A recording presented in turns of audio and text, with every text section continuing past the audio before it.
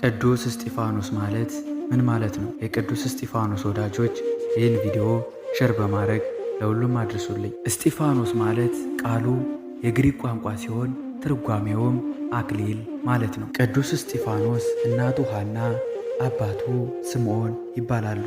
ደጋጎችና እግዚአብሔርን የሚፈሩ ክርስቲያኖች ነበሩ። በእግዚአብሔር ፈቃድም 2 ልጆችን ወለዱ። አንዱም ቅዱስ እስጢፋኖስ ነው። የተወለደውም ጥር 1 ቀን ነው። ሕገ እግዚአብሔርን እየተማረና ለወላጆቹም እየታዘዘ በሥርዓት አደገ። ውድ የእግዚአብሔር ልጆች፣ ጌታችን ከመረጣቸው ቅዱሳን ሐዋርያት ጋር ሆኖ ያገለግልም ነበር።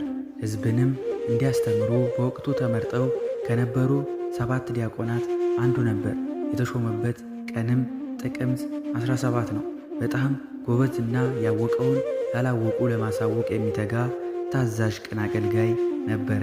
ይገርማቸዋል። በወቅቱ አይሁድ የተባሉ ጌታችን በመስቀል እንዲሰቀል ያደረጉ ክፉ ሰዎችን በማስተማሩ ቀንተው ለምን ታስተምራለህ?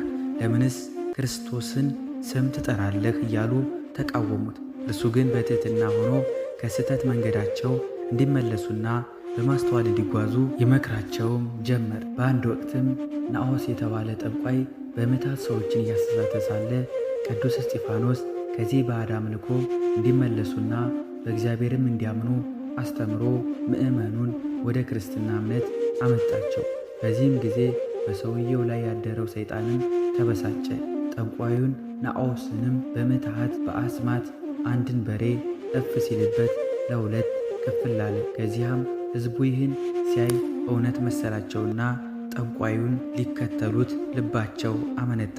ቅዱስ እስጢፋኖስም ከእግዚአብሔር በተሰጠው ታምራት የማድረግ ሥልጣን ያንን የሞተ በሬ አስነሳውና በሰው ቋንቋ እንዲናገር ናዖስንም እንዲጠራው አዘዘው። በሬውም ሂዶ ናዖስ እስጢፋኖስ ይጠራሃል አለው።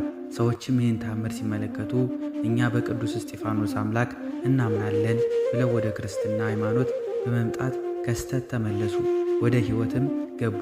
ጌታችን አስቀድሞ በትምህርቱ በእኔ የሚያምኑ እኔ የማደርገውን ያደርጋል በማለት እንደገለጸው የተለያዩ ታምራትን ያደርግ ነበር። ከዚያም በዚህ ቀኑበት። የሐሰት ክስና ባልሰራውም ጥፋት ሰደበን፣ የሙሴ ኦሪት ሕግን ሻረ በማለት ከሰሱት።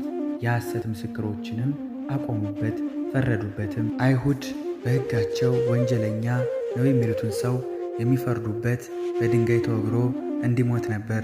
ቅዱስ እስጢፋኖስም ላይም ይህን ፍርድ ፈረዱበት። እውነትን በማስተማሩ ስለ ክርስቶስ